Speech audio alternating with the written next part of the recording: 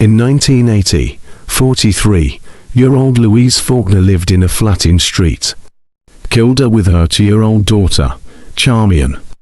Years earlier, Louise had been married with 3 other children, but her husband filed for divorce after discovering that she was having an affair with a married man named George Sutherland, who was 16 years her senior.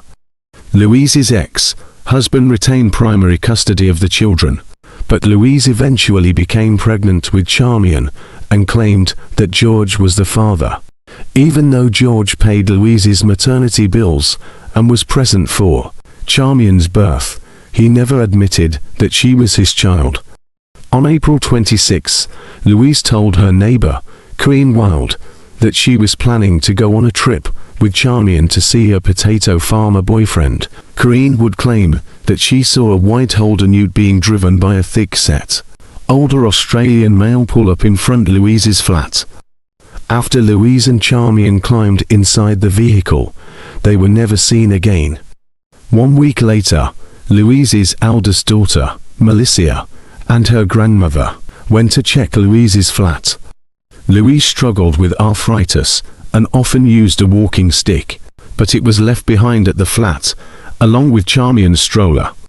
While there were no signs of forced entry, drawers from a bedside table were strewn across the bed and looked like they had been ransacked. Items missing from the flat included a suitcase, some clothing, a TV set George had purchased for Louise, and Charmian's birth certificate.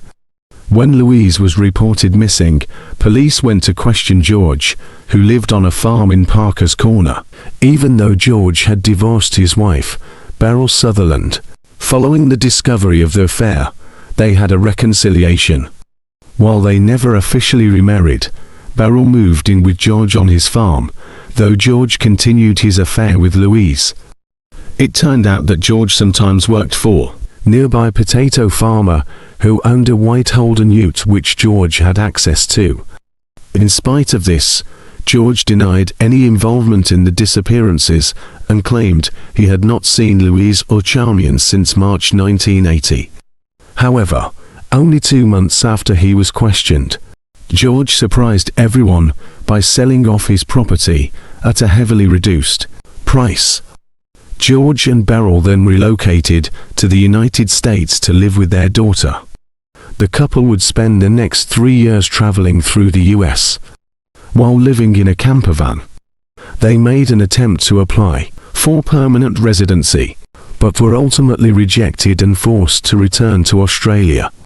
In 2006, the media received an anonymous letter which read, "I ran into George Sutherland in Mo in early May 1980 and asked him about big boobs and Charmaine. He said it was Charmian, not Charmaine, and I wouldn't be seeing them again as he had got rid of them."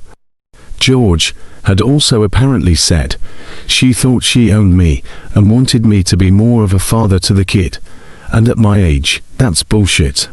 The anonymous writer never came forward, but this new evidence was enough to hold a coronial inquest. By this point, George was 85 years old and refused to testify at the inquest on the grounds that he might incriminate himself. He was still living with Beryl, who did agree to testify and said that she never minded her husband having an affair with Louise while they were married. It turned out another woman had come forward who claimed she once had an affair with George. When Beryl found about it, Louise's older lover George Sutherland was named in the 2006 inquest as a suspect. Ms. Faulkner believes he is still alive, aged well into his 90s, and living in Tasmania. Ms. Faulkner isn't as energetic compared to the days she ran a website to better publicize missing people, or when she started her investigation into their disappearance. She's now trying to live beyond the shadow of what happened to her when she was just a child. She lives on the Mornington Peninsula with her dog and cat, and she rarely speaks about the case. Miss Faulkner and Mr. Sutherland, both married, met in 1963 and later began an affair. Mr. Sutherland has denied being involved in the disappearance.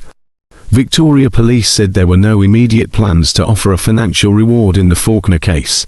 A review conducted in light of the 2008 request showed that the likelihood of any reward offer being effective in this matter is minimal, a spokeswoman said. In August 2006, a coronial inquest was held into the disappearance and death of Louise and Charmian Faulkner, and found that the pair were probably murdered. The inquest was reconvened in 2008.